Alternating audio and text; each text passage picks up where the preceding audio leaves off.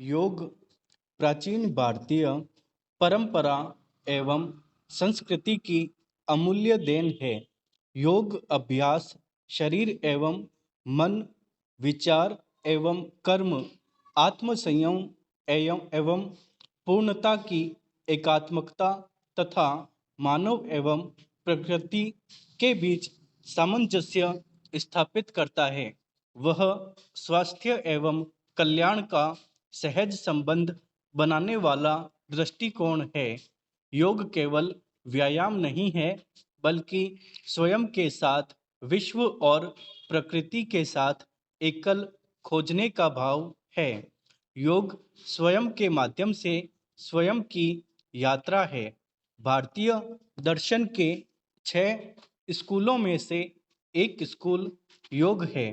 योग एक प्राचीन भारतीय जीवन पद्धति है। योग पद्धति का सूत्रधार महर्षि पतंजलि को माना जाता है। यह एक ऐसी पद्धति है जिसके माध्यम से शरीर, मन और आत्मा के मध्य संतुलन स्थापित किया जा सकता है। योग शब्द की उत्पत्ति संस्कृत के शब्द युज से हुई है, जिसके 2 अर्थ हैं। एक अर्थ जोड़ना और दूसरा अर्थ है अनुशासन। योग के अभ्यास से शरीर और मस्तिष्क के बीच एक संबंध बन जाता है, जिससे मस्तिष्क अनुशासित रहता है। यह व्यायाम का ही एक प्रकार है जो शरीर और मन को नियंत्रित करके जीवन को बेहतर बनाता है। योग हमेशा स्वस्थ जीवन जीने का एक विज्ञान है। यह एक दवा की तरह है जो हमारे शरीर के अंगों के कार्यों के करने के ढंग को नियमित करके विभिन्न बीमारियों को धीरे धीरे ठीक करता है। योग वास्तव में जीवन की एक कला है। यह आज की आवश्यकता के अनुरूप प्रासंगिक है।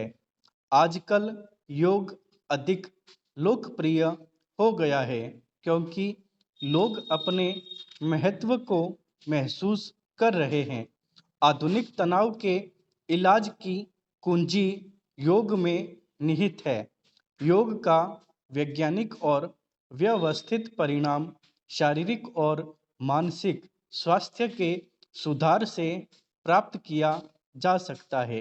यह हमें शारीरिक और मानसिक रूप से स्वस्थ रखने का एक स्वाभाविक माध्यम है। आधुनिक जीवन के परिणाम स्वरूप हमें एक व्यस्त और असंतुष्ट जीवन शैली मिली है। यह सभी अनियमित भोजन की आदतों, अभाव या अनुचित नींद, लंबे समय तक काम आदि के कारण है। नई पीढ़ी के बच्चे या वयस्क स्वस्थ जीवन शक्ति, शारीरिक लचीलापन, ऊर्जा और रोगों के लिए समग्र प्रतिरोधक क्षमता खोज रहे हैं। इन सभी को ठीक करने का एक तरीका योग है। योग के आसन, प्राणायाम और ध्यान से संयमी शरीर और आत्मा के साथ संतुलित जीवन भी प्राप्त किया जा सकता है। योग को अपनी दिनचर्या का अंग बना लेने से हम स्वयं को ऊर्जावान महसूस करते हैं। योग के जरिए न केवल बीमारियों का निदान किया जाता है, बल्कि स्वयं के अंदर एक नई ऊर्जा का संचार भी किया जा सकता है। शरीर को सही आकार में लाने के लिए यह बहुत सुरक्षित, आसान और कारगर तरीका है। योग के प्रमुख भेद निम्न हैं: कर्म योग, भक्ति योग, ज्ञान योग, राजयोग व हठ योग।